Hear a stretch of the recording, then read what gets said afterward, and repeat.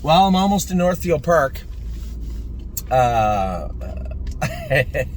went and looked, and the video I made last night, it wasn't on YouTube. And there's a reason for that.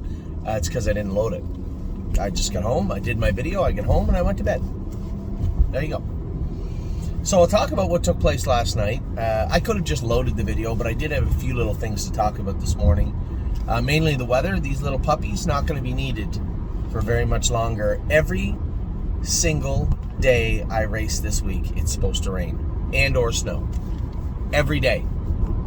Tuesday, Wednesday, Thursday, Friday. Rain in the forecast and snow in the forecast for every single day. Every day. I'm not happy. I appreciate all the emails I got from people regarding potential sale coming up. I think I'll clarify it a little bit more. One very good point came in. Very good point came in. So I wanted to have a sale just to clean up the board. There's some racehorse shares, horses of racing age. So those are 2-year-olds. I don't know if I'd call them racehorses yet, but they're 2-year-olds of racing age. Now, if they're going to be sold like My Wicked Heart, those shares are not going to be up for sale at all. In fact, I might just close her until the sale comes about. But horses like Never Lose Felix, who's been in 215, or Trevino and Green training back, Fire and Shine, who's already won 2 races, one of them in 157, her last 2 races of the year. Those shares remain on the site, and they probably shouldn't. Better serve somebody else. So that's what we're going to do. Now, the most important point came in. So smart, I never even thought of this.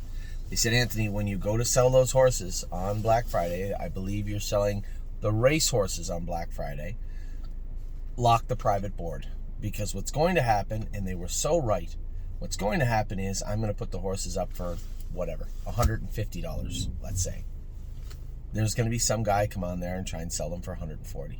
I am not competing with myself, so it will be locked for the entirety of Friday. There will be no shares transacted on the private market on the 29th of November. Not one.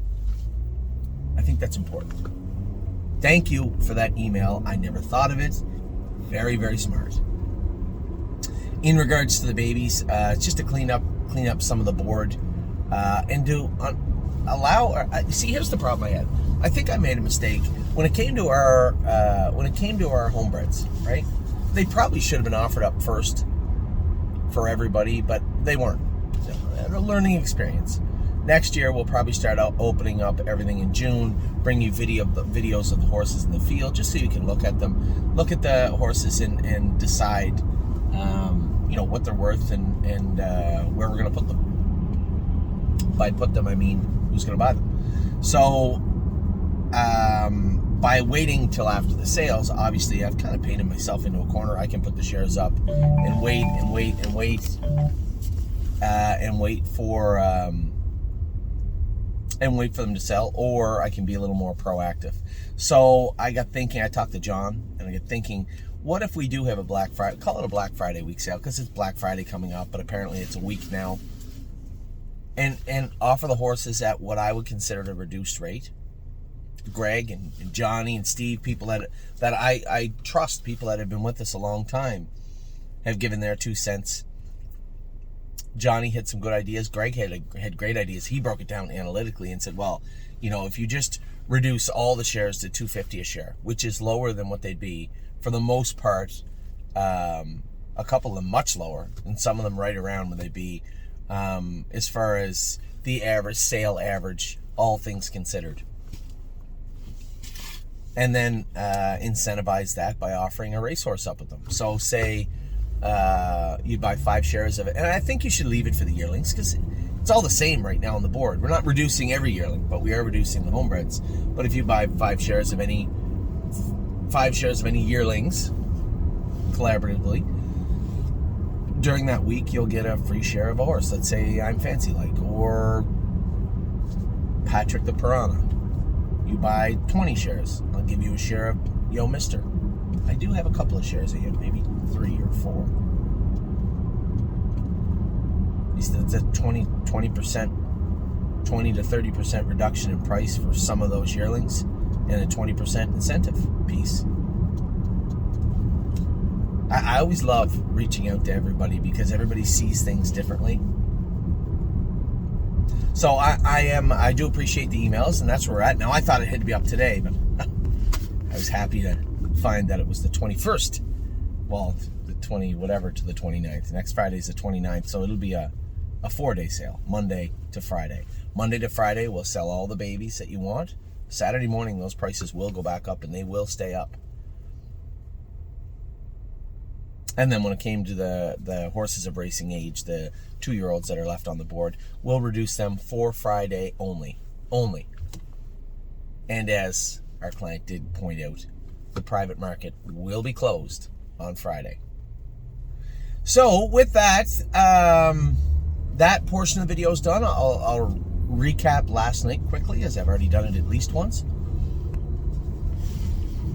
I'm fancy like, you can only draw the outside so many times. You drop down in class and draw the outside. I'm going to look left. And really, I left it up to Fancy. I did want to leave with her, but I wasn't going to force her hand. I wasn't going to force her out of there. So I just put her nose right up on the wing, and as I looked left leaving the gate, the only horses on it were the 2 favorites, the 1 and 2. Everybody was looking around to see what was going on, and I wasn't. I let her sail out of there, made front, coming out of the first turn. I was happy if Tyler removed. He didn't want to. He stayed in. Ronnie ran. Nobody came as we approached the half. Ronnie doesn't move.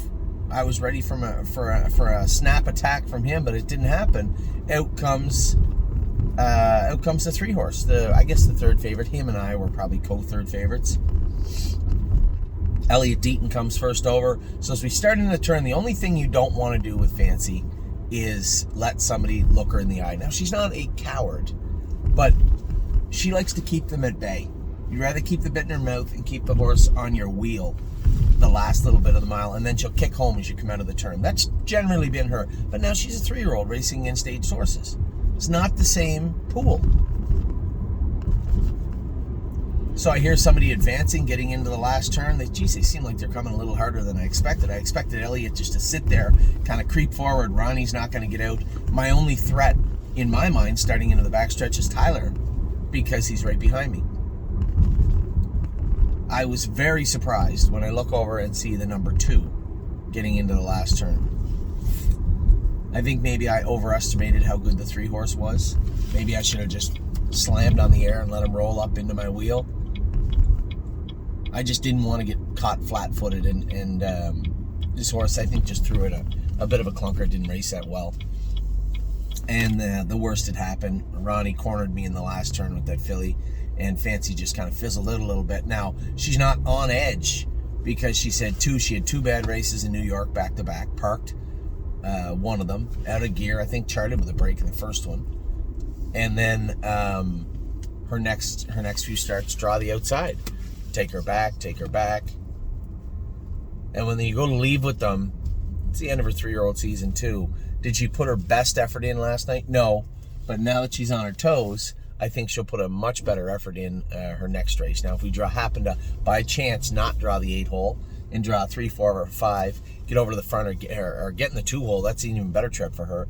Get away in the 2-hole. I think you're going to see a much better Fancy her next time out. Last night was just she was a victim of circumstances. The first one being a number of 8-holes and subpar performances leading into last night's race, and then of course Ronnie not having to move until he wanted to, cornering me getting into the last turn. Just didn't go her way, but she still fought on, finished 4th, and raced pretty decent. Now with Purple People Eater, coming into that race, coming off a break, I really couldn't just blast her into the turn like I normally would. I had to be a little cautious with her also. Now, here's the thing with Purple People Eater. She's not your normal trotter. I'll tell you what I mean by that. Usually trotters, when you go into the turn, you got to kind of tap the brakes a little bit, help them through the turn, especially if you're really motoring into that first turn. You kind of got to tap the brakes and just kind of ease them through the turn. She's the opposite. Just point her head to the left. So when you're going into a turn, the first thing a horse wants to do is lean in a little bit and then get out of gear, and you got to settle them down and kind of ease them through the turn. Purple's the opposite. When you go into that turn with her, she wants to advance, but when she gets out of gear, she'll get running in and get out of gear. Now, your first instinct as a driver is to double her up That's not what you need to do with her. Just kind of adjust her head to the left so she's a little more straight in the turn, and just leave her alone. She'll work through it. If you try to double her up, that's where you can get in trouble with her. If you just leave her alone, she'll take care of it on her own. And that's probably what happened with Chris last week. It's certainly not his fault. That's what anybody would do in that situation. But again, she's coming in off a break, so I do got to be careful with her. I don't want to break rule number 1 and put her on the list. So now Ronnie and Aaron are not stupid. Aaron's sitting there because he wants me to take back. Ronnie is holding the rail because he wants me to take back. And of course, it would have to be Prince, right? And as we go around the first turn, I'm like, I'm in trouble. This is not good. So I look left, I go to back into the hole, no hole, look for the last hole, no hole. So my only option is to just wait until Ronnie releases Aaron, come quick. Aaron's going to think about parking me, but there's not really much he can do. I'm going to outsprint him to the turn. Now, I was surprised Aaron removed to the front. I was happy to let him go and follow him. He ended up second. I ended up sixth. So the thing with Purple is you can't really bottom her out and use her hard in the first turn. She's always usually handy enough where when they say go, you snap over the front, double her up, let somebody go, follow a helmet. Or drop her over in the hole, follow a helmet. She's got a little more shallow gas tank than I'd like, but a nice trotting filly. Honest to goodness, meat and potatoes horse. Now with her, I think maybe we just got to jog her up a little heavier this week. Train her up. You don't got to train her up harder, but just maybe go 1.5 miles instead of a mile. Just have her a little fresher, a little sharper. And then do not empty her out in the first turn. You know, when she goes through these phases, this isn't the first time I've seen her do this at all.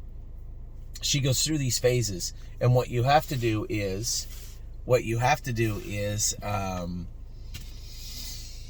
duck her.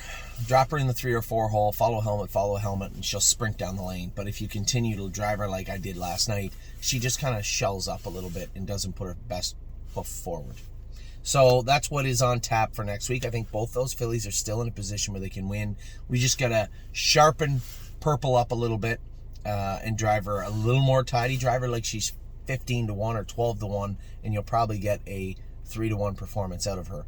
Whereas Fancy, I don't think we need to do anything different with Fancy other than draw better and not have the race go against us. Have it go the other way. So that's all about last night. Tonight I have no racing, which is okay, especially when I look at the weather. I'm so angry over this. When I look at the weather and all this rain and snow is coming, whatever.